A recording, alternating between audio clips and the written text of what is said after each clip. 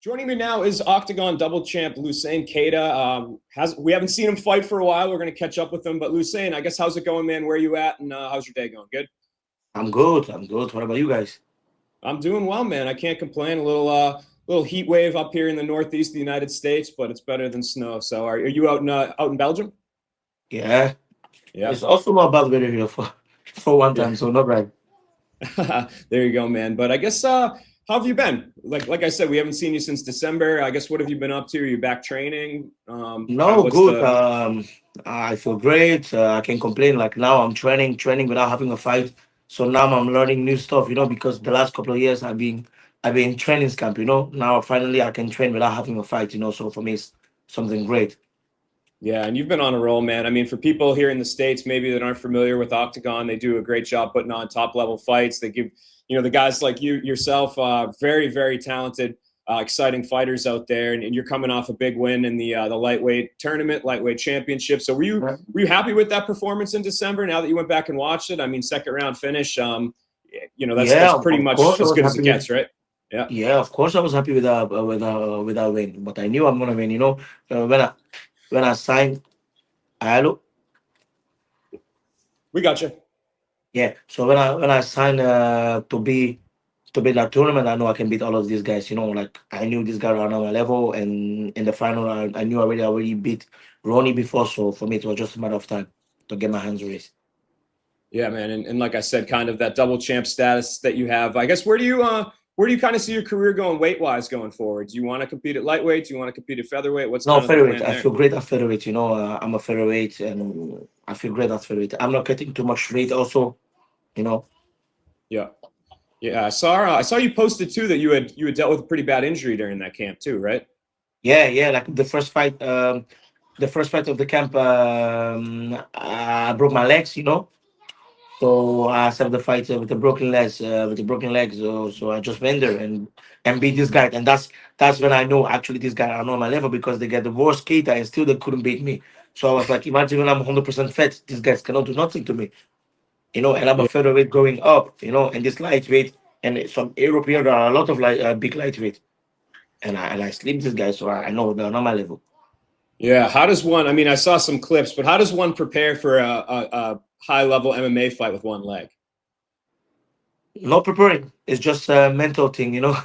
Just go there. You know you are the best. You know you gotta do the job, and you know you are a champ. And champ is not always 100% fit. So you do what you need to do. For me, it's well just like that. Yeah, no doubt, man. I guess how did it feel too to win the tournament to kind of like I said be double Great, champ? You must have been great it must have been because pretty cool for your career. Yeah. yeah, of course, great. Because everybody say he's a talker. I talk a lot. I talk a lot. Now I prove it again. And I said before the tournament, if I sign a tournament, I'm gonna beat all these guys. These guys are all looking for a second chance in life. But for me, I only have one plan, and for me, that was like my first chance, and I'm gonna take it with both hands. A lot of these guys already lost. They know how losing feel like. I'm not gonna lose to a losers. No, impossible. I can lose to a losers. Yeah, and for people that maybe aren't familiar, you do a great job of selling fights. You're a really good guy on the microphone. So is it nice though when you hear maybe people criticizing you, like, oh, he's just a talker. He can just, he just has the he has the looks and everything, but maybe not the talent to go out there and just prove them wrong time and time again. No, that make it crazy. That's the adrenaline that make it more fun. Because I talk to talk, but I walk the walk. Yeah, and you come from for people again that aren't familiar with you, like you come from you were born in Guinea, right? Yeah. Yeah, and then you moved to Belgium. Yes. Yep. So I guess kind of, can you talk about your road, your path a little bit? Kind of coming from a different country, immigrating, and kind of how you got to be here, because I think you've got a really interesting backstory. Yes. So I was born in Guinea, and my parents was living in Europe. So I was living there in Guinea with my grandmother, and she got sick, so I came to Europe. But it was not easy, when I came to Europe. So I start hang around with the wrong people. So I get in problem a lot with the law, and the friends. And one day I had to fight on the street, and one friend told me, "Come to my gym and all this stuff." And that's how it started. Yeah. How happy are you that you found that path, right? Because I mean, I think I read somewhere at one point you were in prison, right? And so, do Yeah. you ever think about maybe where your life could have gone if you didn't find fighting? Uh, yeah, when I was 18, when you asked me what you want to be, I didn't know, so I didn't have the choice. And so that's why I say I only have one plan, and that's my only plan. That's everything I got. Yeah. Was there a point in time in your career where you realized that it was because again, I don't know if maybe from day one did you think I'm going to do this as a living? Like, were you No, all in definitely from the not. start? Definitely Yeah. not, because when I was fighting, I was walking around like my amateur days. I was walking around 75. I was walking around 75, and I was fighting in welterweight. I didn't even cut, Yeah. so I didn't even know what I was doing. And also, I became pro. I was 6-0 in welterweight. I was walking around 75 also.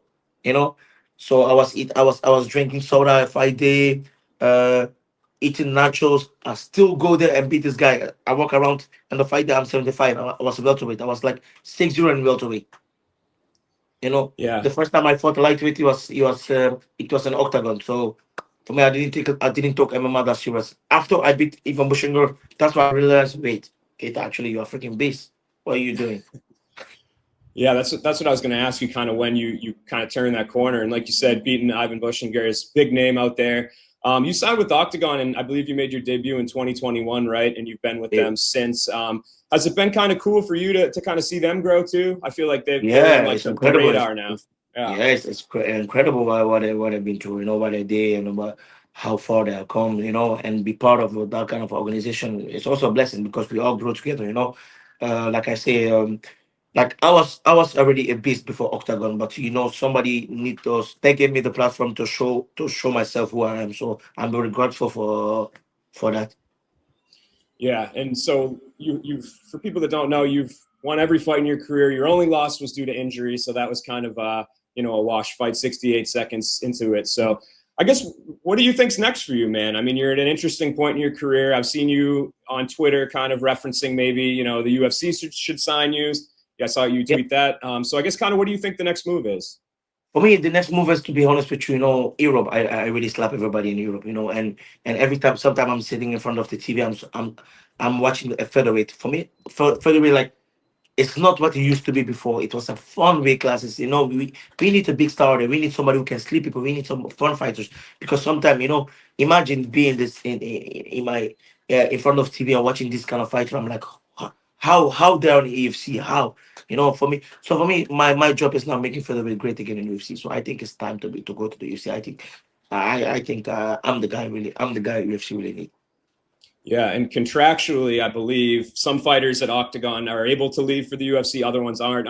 Are you in between contracts? Are you able to leave? Like, Yeah, do you have an I'm out able to clause? leave. Yeah. I'm able to leave. I have clothes. I can leave for UFC whenever I want. So I'm yeah. Yeah. That's amazing to hear.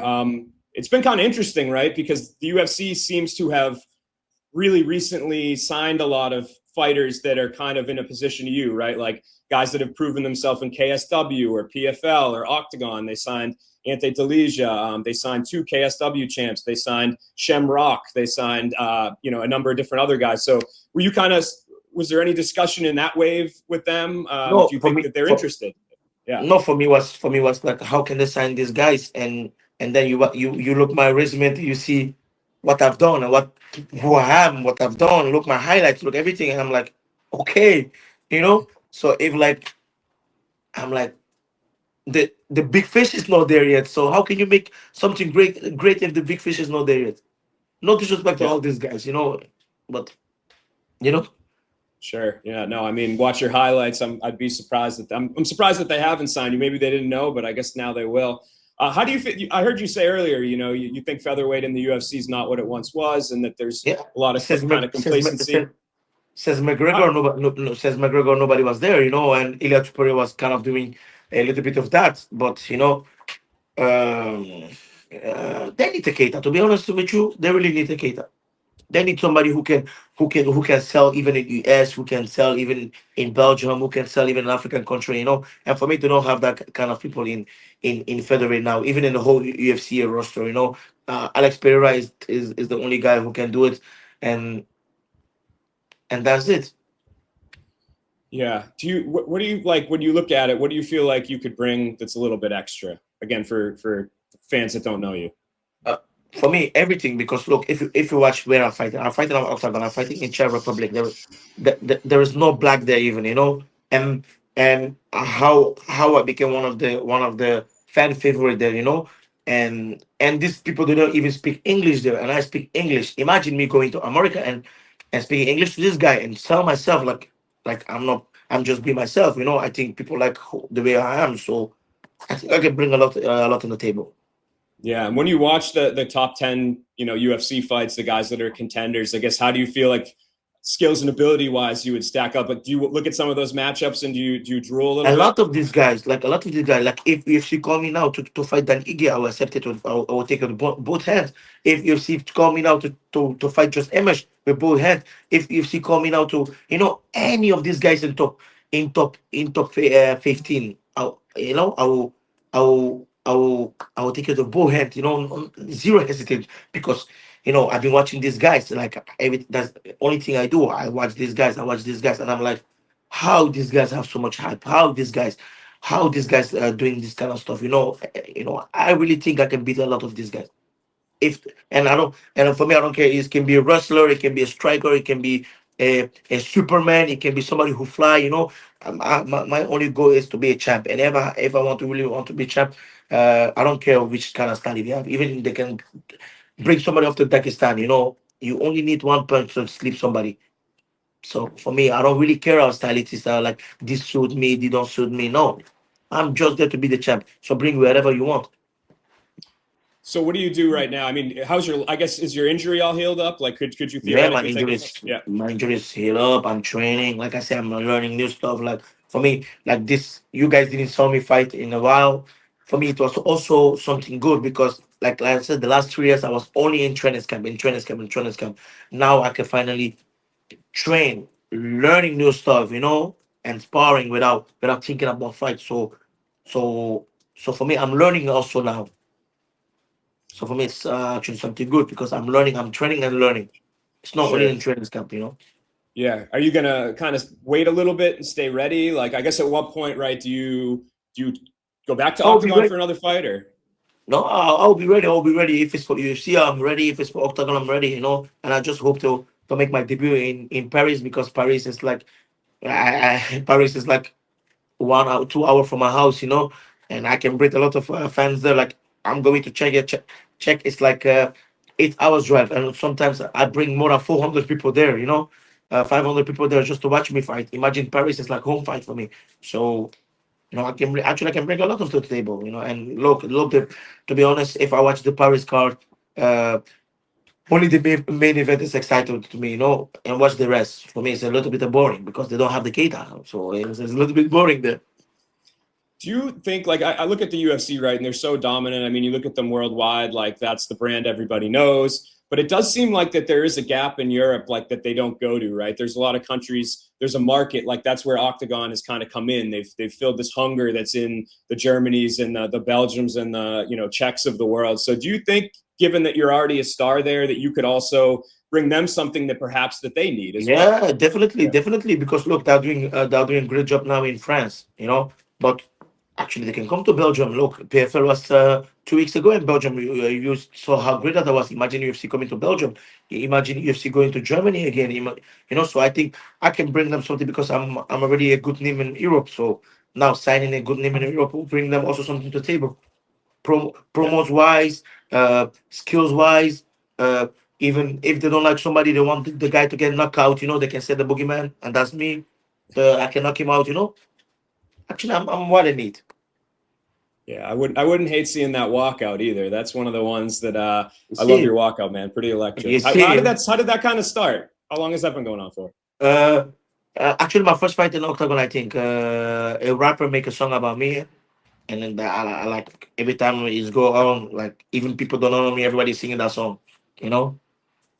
Yeah, no, it's awesome. I mean, some of the crowd reactions and the people chanting and everything is great. Definitely for people that haven't seen that, check that out on. I think you've posted about it on your Instagram. But Yeah. yeah, I guess so. For you, you're going to stay ready. What do you think the next like year or so of your career looks like if it's up to you?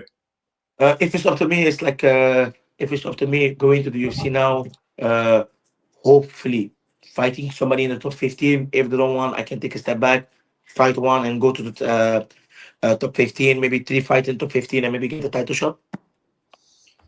Yeah. If the UFC called you tomorrow, is there a matchup? I heard you mention Dan Igue's name. Is there somebody he's fighting this weekend, right? I will pack my bag now. Even with all due respect for Volkanovski, I know he's a great fighter, he's a great champ. For me, one of the featherweight goat. But if you saw his last fight against Diego Lopez, I was like, bro, I can train him. I can train him. If Topuria can do it, I can really do it. Even if they call me now against, I don't really want to side cookie, but I'm so confident of myself. I train so hard. I really don't think somebody can beat me right now. I really don't think that. So if Volkanovski, even if you want, if UFC call me now, go fight Volkanovski. Let's go. Yeah, and you're only 27, so I don't even I'm think only you've hit your 27. prime yet. Even the guy when everybody's scared to fight is this more sorry. I think that make MMA so beautiful. You always find a solution. MMA is that kind of sport. You always find a solution to win to win a fight. And I'm that guy. I always find a solution to win. I'm good at something, and that's winning. I'm very good at winning. So fighting Motor will show also people actually it doesn't matter. He can be a wrestler, he can be a striker, he can even fly, he can be Peter Pan, but I will find a solution to be the guy. Love it. Where's your nickname come from, Black Panther? Who gave it to you? Actually, it's come from football, soccer. Oh I yeah, was playing. I was just because I was playing football before, and I was fast. And my trainer called me Panther. gotcha. Did you play a lot of sports growing up, I assume?